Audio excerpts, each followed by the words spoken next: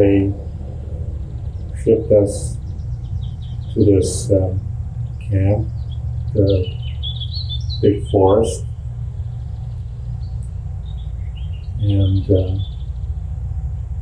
they had only little tents or huts, sort of huts.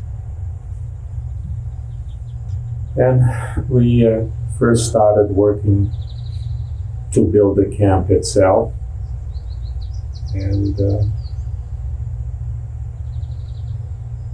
we had maybe 2,000-3,000 people there. We had Hungarian Jews, we had Polish Jews. It was a Jewish camp. So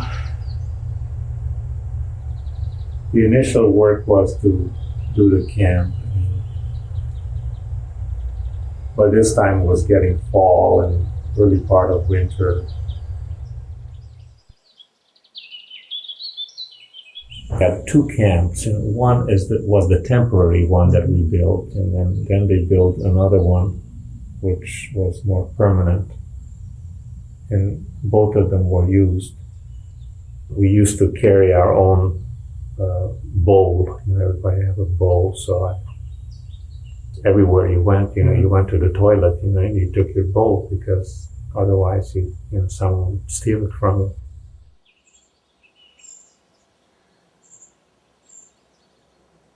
If you wanted to go from this place to this place, you couldn't go across. You had to go outside and take the road and then come into the other.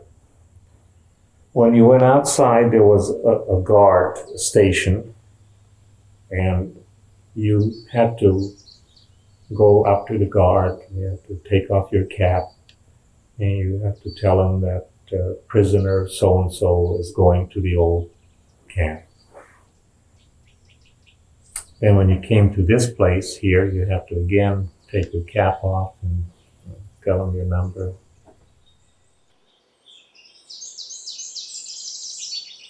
They put me into the kitchen, and I was peeling potatoes for 6 months.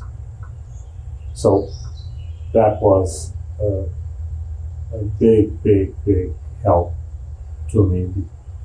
Again, sometimes your luck is for you, sometimes the luck is against you. One day, they were getting people ready to go to work, and they were short one person. And so one of the German commanders, he was the assistant commander, he came in, and wouldn't you know, of all the people, he'd say, you. So picked me up and zinged, and put me into the line, and that's when I went out for the first time to that big project, and I thought that my luck had run out.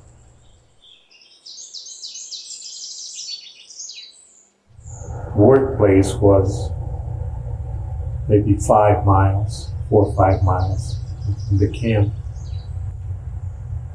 And we had, like in the wintertime, when we had to go to work, our shoes were wooden, with wooden soles.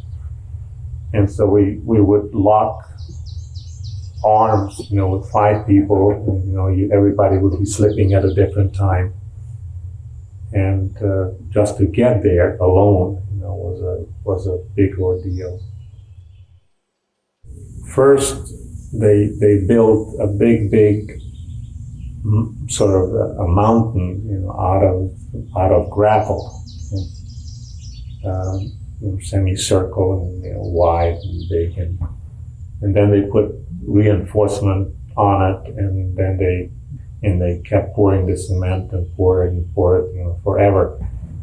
And ultimately, when they poured all the cement, they had to take the gravel out, and then they did the underground. And for the cement, they made people take these sacks up, and you put a sack on that on my shoulder, I'd be flat on my face.